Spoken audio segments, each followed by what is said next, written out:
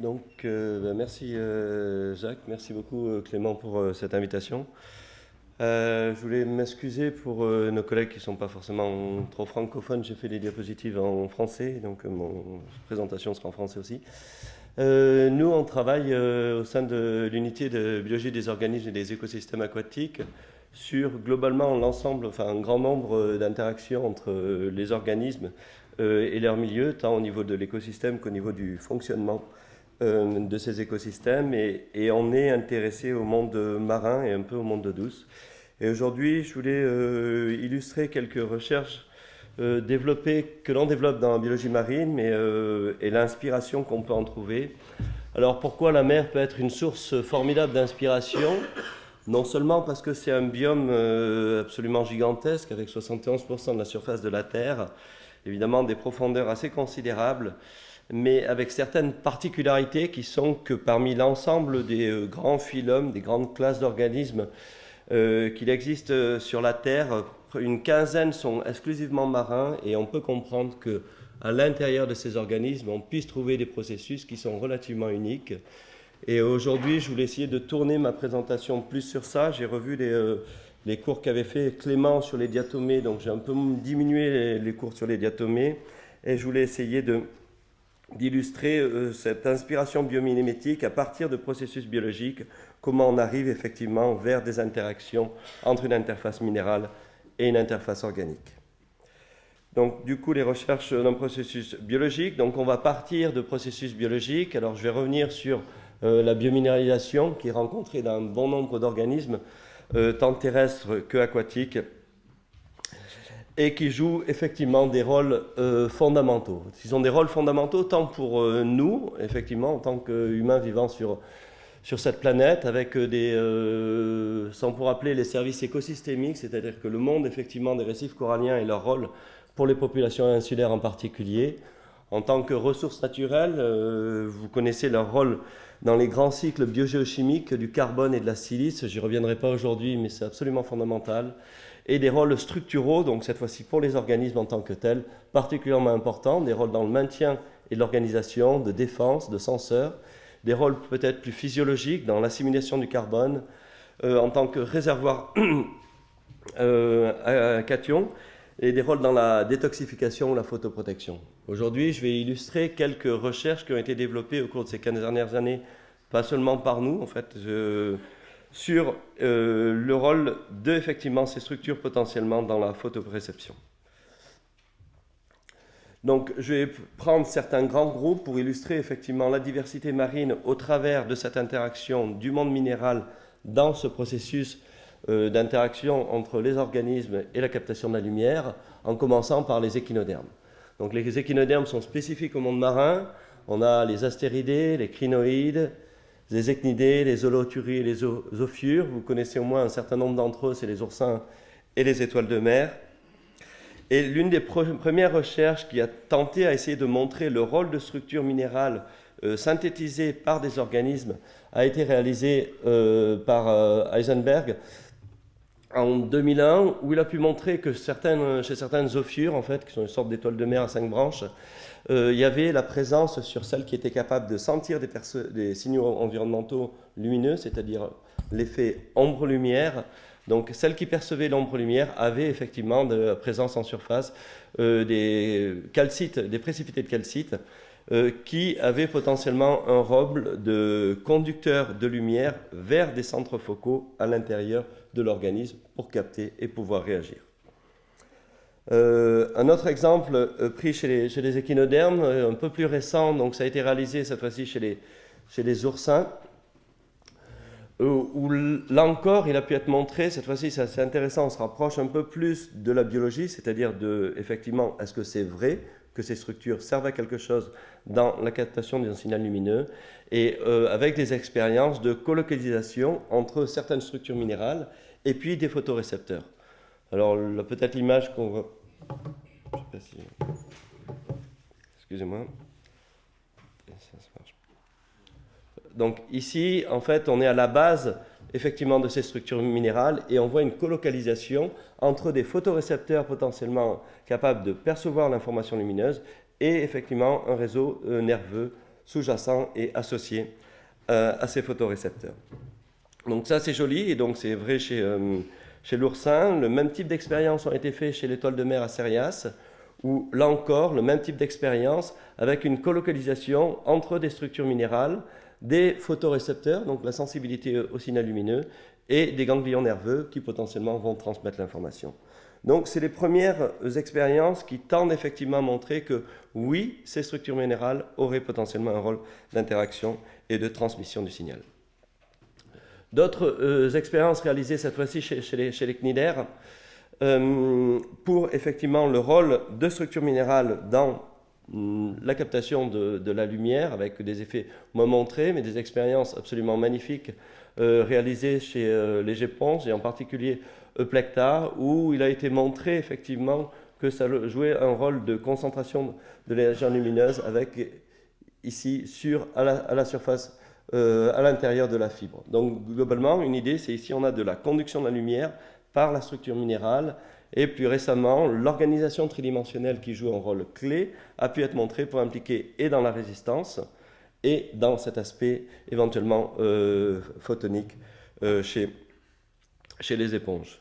Et donc il y a différentes applications, non seulement sur les structures tridimensionnelles. Ici, c'est une application un peu particulière. On est parti des molécules présentes dans la structure minérale de l'éponge, pour les utiliser in vitro, pour arriver à faire ici des sortes de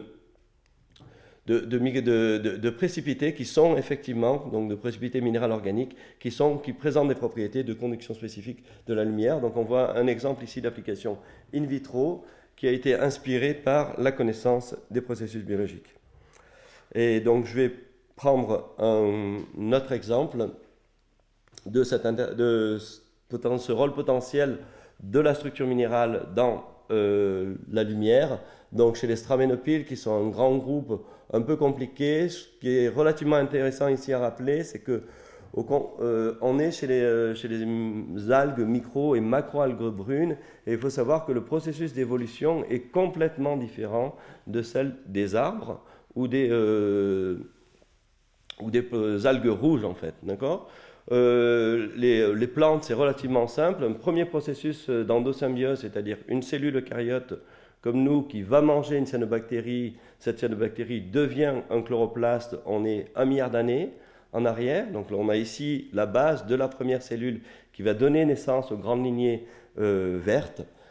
Cette cellule aurait été mangée par une autre cellule, donc on a un deuxième événement d'endosymbiose. Et donc après, on a pas mal de changements chromosomiques à l'intérieur de ça, puisqu'on a plusieurs noyaux.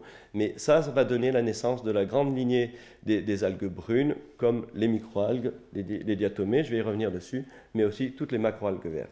C'est 800 millions d'années, donc on a des processus évolutifs vraiment très très différents, et on est plus proche de certaines amibes, enfin ces microalgues sont plus proches de certaines amibes que, effectivement, de plantes. Bon, je reviens sur ces choses un peu plus minérales.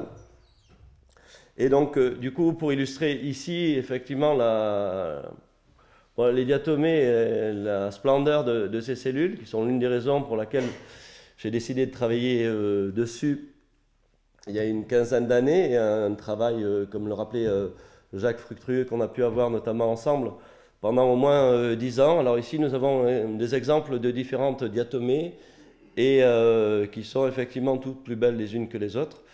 Et ici, pour l'illustration, ce sont toutes des diatomées prises dans la Seine. Donc on a ici effectivement des diatomées, donc elles sont tant importantes effectivement dans la mer.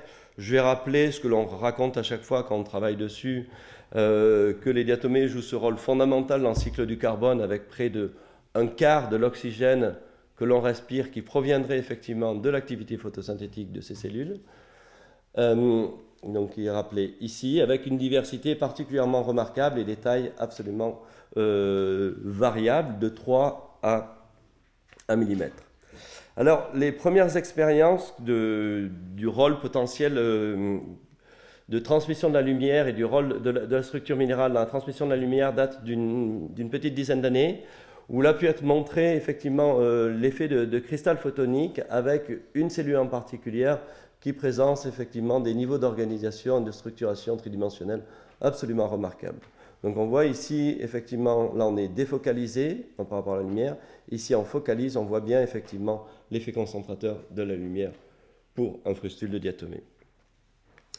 Plus récemment, et en particulier au cours de ces dernières années, en 2015, donc il y a eu 2 articles particulièrement importants en rapport à ça. Un article où les gens ont couplé des expériences et de la modélisation pour montrer effectivement que la lumière était...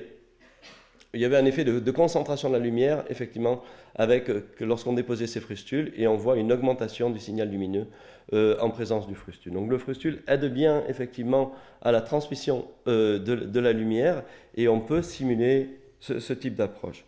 Une autre expérience où on se rapproche là de ce qui nous intéresse peut-être plus, c'est-à-dire quel est le rôle ou la fonction biologique de ces structures minérales. Un article assez récent, donc un mois, où là encore des expériences toujours sur la même diatomée, une très grosse diatomée qui plaît bien aux chimistes, qui fait 200-300 microns et qui a une structure tridimensionnelle remarquable.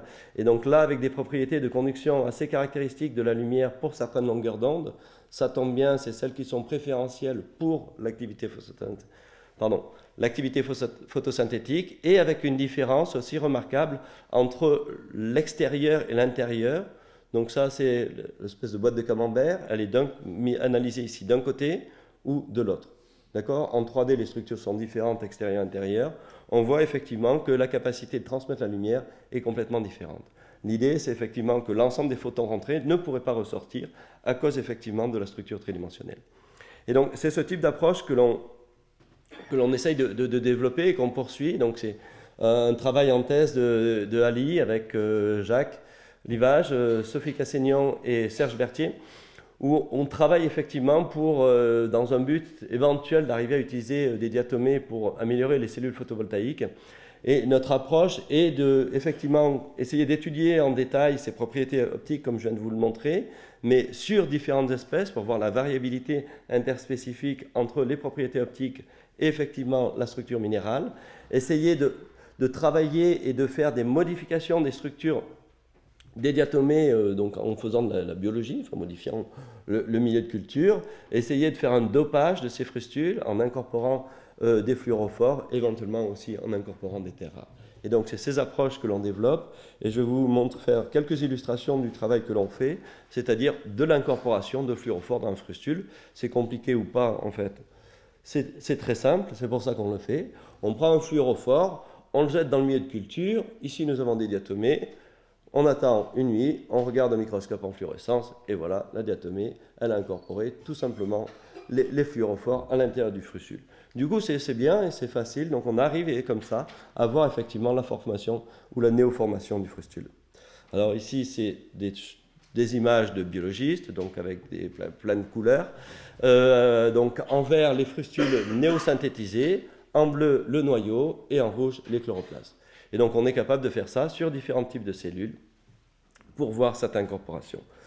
Donc on est capable de marquer l'intérieur du frustule par voie biologique, on est capable aussi de marquer l'extérieur du frustule par voie chimique, et donc ici c'est un couplage de fluorophores via des silanes à la surface accessible des diatomées. Donc ça c'est des cellules entières vivantes en fait, donc ici on a la cellule qui est là. Elle a été en présence d'un fluorophore qui est rentré à l'intérieur, ce que je vous montrais tout à l'heure, donc ça a marqué le frustule néosynthétisé. On fait un couplage en 1 minute de silane extérieure et on a un double marquage des surfaces qui ont été faites au cours de la nuit et des surfaces néosynthétisées. Donc on peut comme ça effectivement marquer des frustules relativement facilement, et ça je vais vous le remontrer parce que j'ai raté le début et je l'aime bien. C'est un film où on fait en temps réel la dynamique de formation du frustule sur des diatomées. Donc le film il est relativement rapide, c'est un suivi de la dynamique sur globalement environ une nuit ou plutôt quelques heures. Et donc c'est ce type d'approche qu'on utilise, on est capable de regarder dans le détail la dynamique fine de formation du processus en temps réel, de le comparer s'il y a des différences sur la vitesse du processus qui a lieu en quelques heures entre différentes espèces. Et ça nous donne des indications sur le processus, sa variabilité, le lien entre vitesse et morphologie, pour essayer de mieux comprendre ce processus. Je voulais illustrer ce que j'ai dit tout à l'heure, c'est-à-dire modifier les conditions environnementales. Est-ce qu'on peut modifier le frustule ? Et ici, on a une demi-réponse. Une demi-réponse, c'est-à-dire que j'ai illustré que la modification de la vitesse de formation du frustule en modifiant un facteur environnemental, la salinité. Donc on voit ici en vert que pour les deux types de cellules, on modifie la vitesse de formation du frustule. Là, il faut me croire sur parole, on modifie un petit peu la formation du frustule au niveau de sa structure en tant que telle. S'il me reste un peu de temps, je sais, j'avais une grande autre partie à présenter. Et donc ça, c'était l'effet sur les biominéralisations. Ce que j'ai essayé d'illustrer, c'est que globalement, on peut s'inspirer de ça. Est-ce que je voulais essayer de vous montrer l'éloignement entre les plantes vertes et les diatomées, mais j'y vois pas assez. Quoi qu'il en soit, c'était des illustrations des applications potentielles dans le photovoltaïque et dans les fibres optiques des structures minérales. Il y en a plein d'autres que je n'ai pas présentées aujourd'hui. Dans la création de matériaux composites, je l'ai un peu mentionné. Il y a effectivement des sources d'inspiration pour l'architecture de par ces structures tridimensionnelles particulièrement remarquables. Pas mal de manips qui a été développé et d'applications autour de développement de biosenseurs et d'encapsulation, et éventuellement quelques applications en nanotechnologie. Donc l'autre aspect sur lequel on travaille aujourd'hui relativement beaucoup, c'est la bioconstruction. Là encore, on est toujours dans l'interaction minérale et vivant. Et cette fois-ci, on va partir de minéral qui est déjà existant. Pourquoi le faire s'il y en a effectivement dans l'environnement? Donc, et je vais me focaliser sur un groupe particulier, les annélides, donc qui sont, comme vous le voyez ici, des vers, tout simplement. Il y en a un grand nombre, comme toujours, environ 16 000 annélides différents, et qui sont ici, dans l'arbre du vivant, et environ 12 000 polychètes. C'est là-dessus que je vais discuter en particulier. Et sur ce qu'on appelle des tube dwelling worms, en français, je ne sais pas trop comment on le traduit, mais globalement, c'est des vers qui vivent dans des tubes et qui font leurs tubes. D'accord? Donc ils construisent leur maison et ils vivent à l'intérieur tout simplement. Alors il faut savoir que ces vers, et dans certains cas, sont capables de former des récifs absolument monstrueux, pas tant parce qu'ils font peur, mais en termes de taille et de dimension. On est ici dans la baie du Mont-Saint-Michel. On a des récifs, donc ça c'est des récifs d'une certaine classe de vers, Sabellaria alveolata, qui font environ 1,50 m de hauteur sur plusieurs kilomètres de long. D'accord, on est sur certains récifs qui font 5 km de long. Il y a 3 sites de récifs principaux dans l'ensemble de la baie du Mont-Saint-Michel.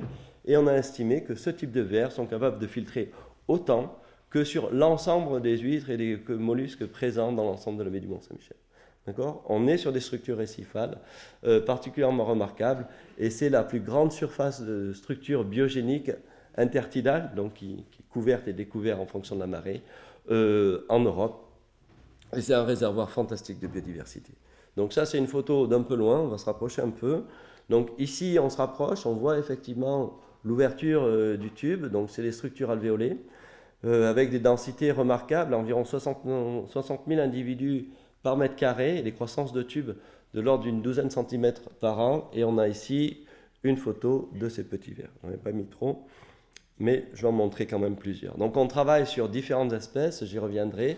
Un autre ver qui a été particulièrement étudié pour la formation des tubes, Phragmatopoma caudata, bon, c'est un cousin à lui qui a été étudié, mais qui lui encore forme des récifs relativement plus modestes, mais cette fois-ci on est en Amérique et on le retrouve sur les côtes de l'Amérique jusqu'au Brésil, et nous on fait des expériences en Guadeloupe, on est capable de retrouver, donc ça c'est un petit récif qui a été photographié en Guadeloupe, qui effectivement vient de la mer, c'est un petit ver relativement petit, on est sur quelques centimètres, qui là encore est capable de faire ces processus. Je vais y venir, et je suis désolé de ne pas l'avoir dit avant. Et le dernier, c'est sur lequel on travaille en particulier, c'est pour ça que je l'ai montré, c'est l'anis conchilega. Donc ça, c'est des vers qui vivent dans le sable, et donc ils sont capables de sortir et de redescendre à l'intérieur du sable, d'accord, si vous les approchez. Donc ces petits vers ressemblent à ça, environ 5000 individus. Du coup, la question, c'est quoi le minéral? En fait, ces vers vont prendre ce qu'ils trouvent effectivement dans leurs environnements. C'est-à-dire qu'ils vont prendre l'ensemble des coquillages, des fragments de coquillages présents dans l'environnement et du sable. D'accord? Donc, ils ne vont rien construire en tant que tel. Il n'y a pas de minéralisation calcite démontrée réellement, même si je pense qu'il y en a peut-être un petit peu qui se forment, mais ils sont suffisamment, je dirais à ce stade, intelligents pour effectivement faire ça. Et quand je dis intelligent, je vais revenir sur cet aspect 10 secondes, mais c'est absolument remarquable. Le ver va prendre, hein, il y a des vidéos qui le montrent bien, dans l'environnement, donc il va se positionner, récupérer un grain de sable, l'apporter dans un organe particulier, c'est l'organe de formation de la colle, c'est là-dessus que je vais insister un petit peu aujourd'hui, qui se trouve ici, avec des soies. Il prend l'organe, il l'encolle et il va le repositionner sur le tube. D'accord ? Il fait un choix à chaque fois effectivement du fragment, est-ce qu'il l'intéresse, est-ce qu'il ne l'intéresse pas, et du positionnement de ce fragment à l'intérieur du tube. J'ai quelques photos 3D, je crois, un petit peu plus loin, mais c'est absolument, il n'y a pas d'œil, il n'y a rien du tout, c'est effectivement un seul processus réflexe ou sensible. Donc il y a un organe de colle, et c'est ce qui nous intéresse. Donc là, effectivement, on prend du vivant, donc, qui est localisé dans une structure particulière et que l'on peut visualiser ici par une coloration spécifique, donc au DOPA, qui est la molécule qui est impliquée dans le processus d'adhésion, ou plutôt qui est l'une des molécules impliquées dans ce processus. Et donc ça, on verra une image tout à l'heure un peu plus grosse, c'est le type d'expérience que l'on fait. Donc nous, pour forcer le verre à faire un tube, on lui coupe le sommet du tube, on lui donne des billes de verre, et il les prend, et il va faire un tube en billes de verre. En fait. Donc ça fait peut-être ce qu'on voit un petit peu ici, quelques billes de verre, et c'est de l'assemblage de billes de verre que l'on est capable de réaliser en aquarium. Donc ça c'est pour effectivement après isoler potentiellement ces billes de verre et aller étudier l'interface, c'est-à-dire les points de colle qui sont localisés ici. On voit ici des expériences au MEB et ici la structure de ces colles. Donc, et c'est essentiellement le laboratoire de Stewart qui a fait la plupart ou quasi-totalité de ces travaux, donc il est allé plus loin comme tous les biologistes, et est allé s'interroger qu'est-ce qu'il y a dedans, et donc quelles sont la nature des protéines, puis un peu plus loin des gènes. Donc, on a pu montrer effectivement la présence de certaines protéines particulières qui avaient de ça, qui étaient riches, effectivement, qui étaient toutes modifiées avec l'addition de charges négatives à la surface de ces peptides, ici par phosphorylation de certains résidus serines, ou par hydroxylation, ici on a formation de DOPA. Donc on a des molécules organiques qui sont chargées positivement, négativement, et on a des molécules organiques qui vont être aussi chargées positivement. Là encore, c'est une modification des protéines qui a lieu après leur synthèse avec addition de charges de plus. Et c'est comme toujours ces équilibres de charges entre ces molécules organiques qui vont effectivement aider à ce processus d'adhésion et de cohésion. Donc ça, c'est pour réexpliquer ce processus. Donc on a différentes molécules impliquées. Des molécules, on a aussi un nombre relativement important de cations, notamment des ions calcium et magnésium, donc des molécules positives, négatives, qui vont effectivement faire des micelles, qui vont être à la base de ce processus de formation de colle, dont l'une des biais, effectivement, la modification du pH qui est largement impliquée dans ce processus de polymérisation. Et c'est cette approche que nous on développe, donc un peu ce que je viens de vous présenter, qu'on est en train d'essayer de développer, donc en comparant cette fois-ci différents verres par rapport différents de ce qui a été fait. Donc on part des verres, on vient faire des expériences en laboratoire pour forcer ces petites bêtes à faire effectivement ce qui nous intéresse, et après on développe ce qu'on sait un petit peu faire, c'est-à-dire de la biologie. Donc on prend le verre, on le coupe en morceaux, on vient extraire des molécules et on essaye de retrouver jusqu'au génome. L'idée est cette fois-ci de trouver plus de protéines que ce qui a été décrit par voie directe, globalement en partant de la colle impliquée dans le processus, et aussi d'essayer de comprendre les grandes voies métaboliques associées à la formation de ces colles. Donc, l'un des intérêts, c'est de pouvoir faire un transfert industriel. Je dis ça parce que Jean-Philippe Buffet, qui est la personne post-doctorant qui travaille sur ce sujet, est effectivement aujourd'hui financé par Saint-Gobain et Zofer. L'idée de faire des colles aqueuses, entre guillemets, intéresse pour certains processus, en fait. Et je vais revenir là-dessus. Alors ça, ce n'est pas nous qui avons fait, mais c'est effectivement de la vraie biomimétisme, de l'inspiration. Donc on part de ces modifications qui avaient été montrées tout à l'heure, et donc les chimistes ont ces grandes capacités, notamment de reproduire ça in vitro en faisant des copolymères, et effectivement en faisant des colles qui sont vraiment bio-inspirées par les molécules organiques réelles. Et donc ça, c'est effectivement la précipitation de ce type de colle. Donc il y a différents brevets qui sont associés à effectivement ces molécules, et notamment pour des applications médicales. Et la société Gecko Biomédicale, en fait, utilise ça pour effectivement faire des cols qui viennent coller effectivement à l'intérieur de l'organisme. D'accord ? C'est des cols qui sont biocompatibles et qui effectivement marchent dans les liquides, dans les fluides humains. Alors, d'autres sources d'inspiration, on est presque fini de ces polyquettes. Notamment Nereis pour de la modélisation globalement en vue de robotique. Certains d'entre eux, au moins un d'entre eux, Aphrodita, on a pu montrer des propriétés, des soies en fait, de ces vers qui avaient des propriétés de fibre optique potentielle. Et une vieille histoire, Arrêt Nicolas, c'est globalement effectivement un ver pour l'utilisation de création de sang artificiel. Donc j'ai parlé de bioadhésifs principalement chez ces polyquettes sur lesquels on travaille. Et donc il y a effectivement d'autres sources, et il y a pas mal de travail qui sont faits sur ces bioadhésifs d'origine marine. Ici, on a un exemple où on est parti d'organismes marins, des barnacles. On est venu extraire là encore le gène, faire synthétiser la protéine par des micro-organismes, donc c'est ce qui est illustré ici. Et après, ici, c'est une comparaison des propriétés de cette colle à des propriétés de colle naturelle. Alors, je ne sais pas si ça colle très bien les autres, mais bon, ça là les montrer comme collant mieux que effectivement d'autres types de colles qui sont effectivement des colles de synthèse. Un autre exemple particulièrement remarquable sur lequel il y a un travail assez joli qui est fait, c'est l'étoile de mer. Donc, c'est un processus d'adhésion non permanent. Donc, l'étoile de mer a toutes ces effectivement petites ventouses où elle adhère, elle est capable d'adhérer et se décrocher. Donc, aujourd'hui, le groupe de Flamand a pu montrer effectivement cloner certains gènes impliqués dans la formation et l'interaction de ce processus d'adhésion réversible. Et il y a un travail qui est fait aussi sur un processus qui est assez marrant pour les biologistes, c'est les holothuries. Les holothuries, c'est les concombres de mer qui sont capables de sécréter effectivement des grands fils qui pourraient effectivement en coller. Et ici, c'est des processus de défense contre un crabe avec un processus d'adhésion spontanée effectivement aux surfaces. Voilà, j'en ai fini. C'était juste pour illustrer effectivement qu'en partant de cette grande diversité de la mer et des organismes, et ce qui est aussi important, et c'est là où l'interface est importante, c'est de partir vraiment du processus et savoir s'il sert pour la cellule à quelque chose, et ça nous aide vraiment à essayer à l'appliquer avec des interactions physico-chimiques et des possibilités de développement éventuelles quand on a de la chance, avec un domaine d'application qui est absolument riche et diversifié. Et je voulais vous remercier pour votre attention et remercier les personnes qui travaillent directement dans ces projets. Donc Ali, comme je l'ai dit, qui est en thèse sur les diatomées, Jean-Philippe Buffet qui est en postdoc sur ces polyquettes, Jérôme Fournier qui est chercheur au laboratoire qui travaille sur les polyquettes. Donc on a ici, là-bas, le Mont Saint-Michel, et donc ici c'est un récif, et d'accord, et on doit avoir un humain qui est ici, et donc ça c'en est l'un, et c'est le plus petit en fait, des trois récifs.